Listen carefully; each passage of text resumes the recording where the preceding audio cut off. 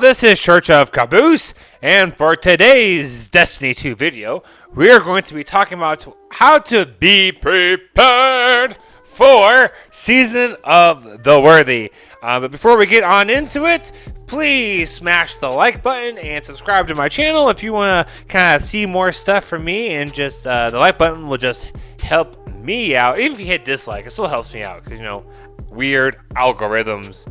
Any hoozles, let's talk about how should you guys be getting ready for Season of the Worthy. Well, yesterday on February 25th, Bungie made a huge announcement with a trailer letting us know that Trials of OSIRIS is for sure coming back. So that is some pretty exciting stuff. From the internet and my searching and asking folks that I know, it does not appear that we are getting a new raid. It does not seem that we are getting any new 6-man activity like the Sundial or Menagerie, and it does not seem like we're going to get much PvE content at all. So this season will most likely be heavily PvP focused, and something that we saw in the trailer is that there is going to be a flawless title. That tells me that we are including but not limited to needing to get one flawless ticket of a trials run in order to get that title. So having some PvP focused mindsets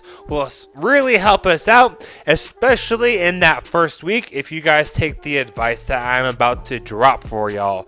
Alright, the trailer told us that there is going to be power advantage, meaning if you are higher power than your opponent, you have higher odds of killing them because you will take less damage than they can deal to you, as opposed to you can deal more damage to them, and vice versa. So if you're a higher level, like light level, than your opponent, you have an advantage. If you're at a lower light level than your opponent, you have a disadvantage. And if it's anything like past trials, especially Trials of Osiris, these power advantages are pretty noticeable. I've noticed right now in Iron Banner, there is a level advantage, but it's almost like I have a really hard time spotting it. Like I'll have all of the times where I somehow shotgun and punch someone that's 930 power and I'm close to 990.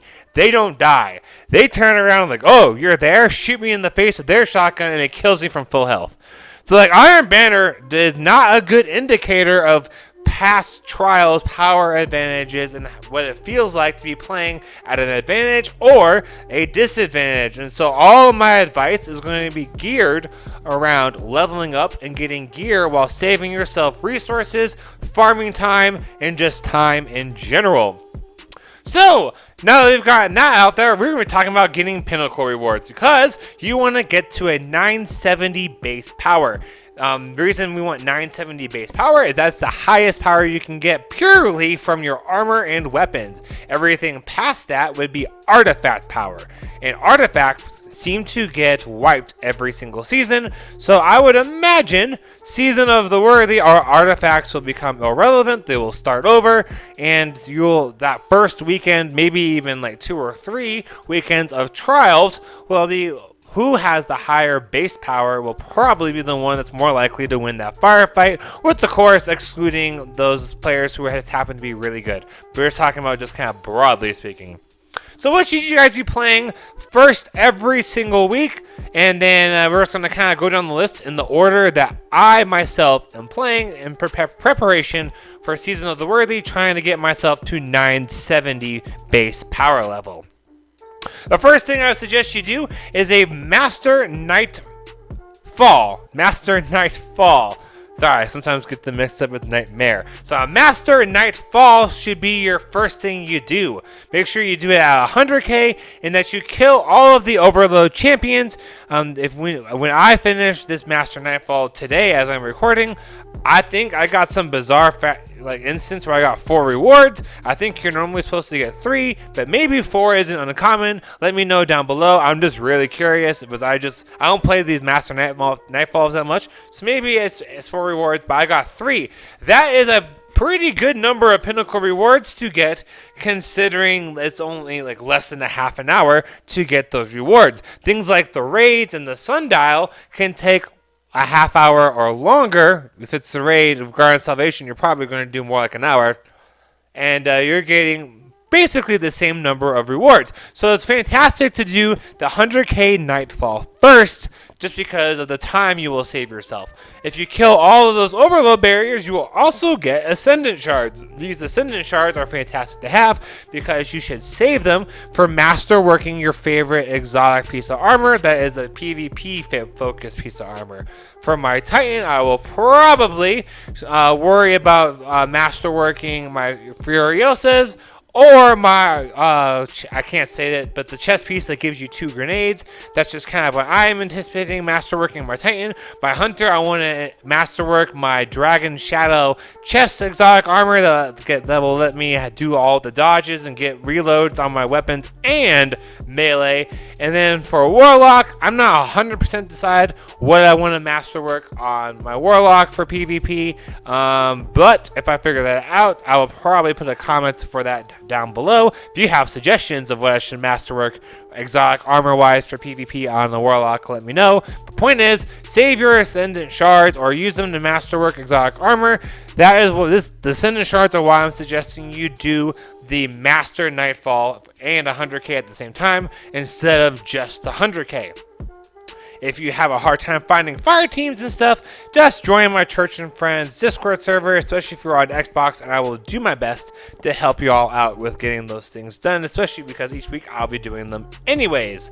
Secondly, do a Nightmare Hunt on the Master difficulty. That doesn't take very long either. Time doesn't matter. I can't figure out if points accumulated during the Master Nightmare matters. So you get to the end, it's probably going to be less than a half hour. You get a pinnacle reward, boom, done. So if you're doing them back to back, that's approximately an hour for so far 4 or 5 pinnacle rewards.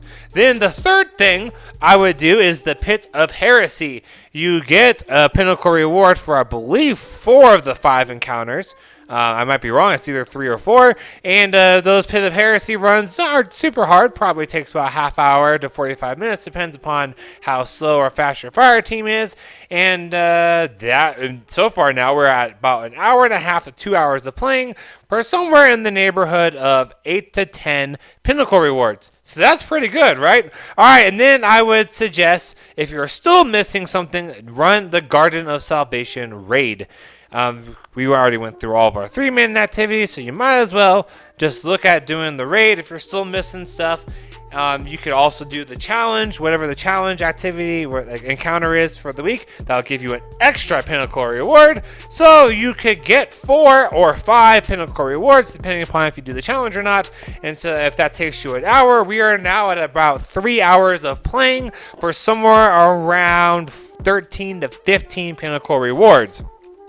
Then I would end the week for that character with the Sundial. The Sundial, you can tailor your obelisks to give you specific rewards for your weapons. The reason that I would do the Sundial last is because you can pick whatever weapon you would like to have as a 970 reward. Perhaps you got unlucky and you didn't get all the weapons or the right weapon like kinetic energy or heavy that you needed rewarded to yourself for 970, and then you can use the obelisk to give yourself a reward of a 970 weapon that you get to pick from when you complete the Legend Sundial. And so that's what I would do every single week. I would do them all on each character. If you only have one character, assuming of course you have the time and you the time and availability to do more than one character, I would highly suggest you have 3 characters. Having multiple characters really speeds up how fast you can level up. And one common trick that's happened in the past is you get on one character for when a new season drops. Once you have all the pinnacle rewards or just the rewards that level you up, then you would grab some armor out of the collections on that character, transfer it over to whatever character you're hopping to next, as well as your weapons, because the armor, the one exotic armor piece you pulled out of collections will boost your other character's armor just a little bit, and then the weapons you transfer over will boost it up even more, so having that armor transfer will help you out just a little bit. Otherwise, just transfer the weapons, and it really speeds up your time. And as far as how long it takes to level up, it's usually really quick to power up if you have more than one character. If you don't have more than one character and you're like, I don't want to do more than one character, that's cool too. That was just my last tip, and it was the last tip because it will take you forever if you don't already have 3 characters that are around approximate power abilities right now. Finally, I would suggest you guys hop into the elimination playlist under the Crucible directory. The elimination works the exact same way as Trials of Osiris, and especially if you haven't played Trials before, it's a good way to kind of get used. It's a very different and unique way of playing. There's a lot more strategy to it. You have to guard ghosts while chasing people down. It's just a good way to practice getting ready for Trials, because Trials is going to have a lot of competition, a lot of sweet loot, and it's just going to be great. I'm really hoping for a lot out of Trials. I do have some concerns about things I've already seen that kind of like, oof, this could be a really rough season, just from like the various Discord's chats I've seen over the last day about people, like how they're going to be approaching the next season. And I might do a video talking about some concerns I have going into Season of the Worthy, being and assuming that it ends up being a really PvP Trials of Osiris heavy season.